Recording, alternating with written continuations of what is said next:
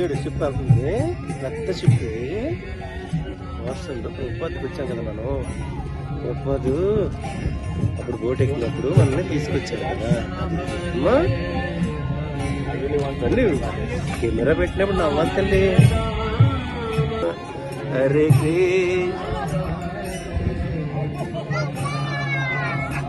ఇట్లా